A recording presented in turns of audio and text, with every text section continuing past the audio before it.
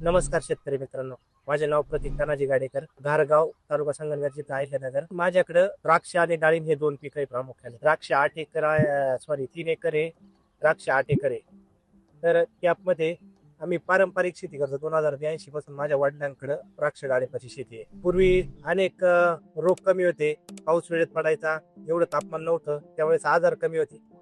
आता आपण 21व्या शतकात आलो, तापमान वाढलं, रोगराई वाढली, पावसाची अनैतिकता वाढली. म्हणजे कधी ऊन आता आता जून पर्यंत ऊन होतं. आता त्या पारंपरिक गोष्टींना कुठेतरी फाटा देऊन आपण AI टेक्नॉलॉजीकडे आलं पाहिजेत. पूर्वी वडील अंदाजे 3 तास पाणी द्यायचे, तिसऱ्या दिवशी 4 तास पाणी द्यायचे. उन्हाळ्यात पाणी जास्त जायचं, बागेंना मरवायची, उन्हाळ्यात झाडं दोड वाजताना मरवायची वगैरे. आणि काही कळत नसायचं, काय अंदाजून ती कारभार जमिनीत किती खत काय आहे, जमिनीत काय नाही, किती ओलावा आहे, काय किती झाडाला कधी पाणी लागतं.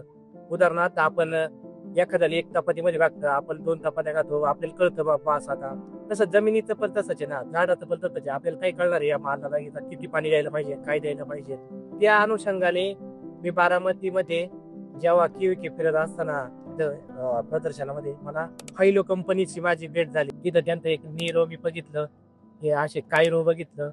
ते एक नीरो हे त्यांचं पाणी सांगण्याचं मशीन आहे आणि कायरो ही वेदर स्टेशन आहे. त्याच्यामुळं काय झालं माहितीये का, कायरो मला आधी पाऊस किती वेळ आधी येणार आहे, मला 4 तास आधी कळायला लागलं का पाऊस आता येणार आहे, मग आपण स्प्रे दिला पाहिजे, स्प्रे नाही. वाऱ्याची दिशा कळायला लागली, त्यानंतर येणारी कीड कळायला लागली, पाऊस किती दिवसानंतर येणार आहे ते पण कळायला लागलं. तर याच्यामुळं काय झालं का, आपली जी कामाची म्हणजे जेव्हा आपण कधी कधी औषध मारतो लगेच पाऊस येतो, या पद्धतीमध्ये थोडा बदल झाला. त्याच्यानंतर आपण तेच त्यांचं नीरो हे मशीन आहे, तिथे आपण पाण्याखाली समजा पाणी येतं, समजा ड्रीप आहे आपलं, किती दिवसातून आपण पूर्वी अंदाजून ते पाणी द्यायचं, उन्हाळ्यात पाणी पुरत नसायचं, काही नाही. त्याच्यानंतर आता हे नीरो, त्यांचं नीरो आलं.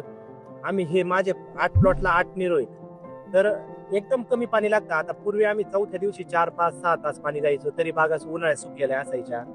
तर आता हे आपण बसवल्यानंतर युनिट, माझ्या प्रत्येक प्लॉटला 8 युनिट आहे. त्याच्यामुळे माझी औषधाची बचत झाली. पाणी तर वाढलंच, 5व्या 6व्या दिवशी पाणी द्यायला लागलं. आम्ही 4 तासात 5व्या 6व्या दिवशी ज्यावेळेस झाडाला गरज आहे तेव्हाच ते आपल्या मोबाईलला मेसेज देतं.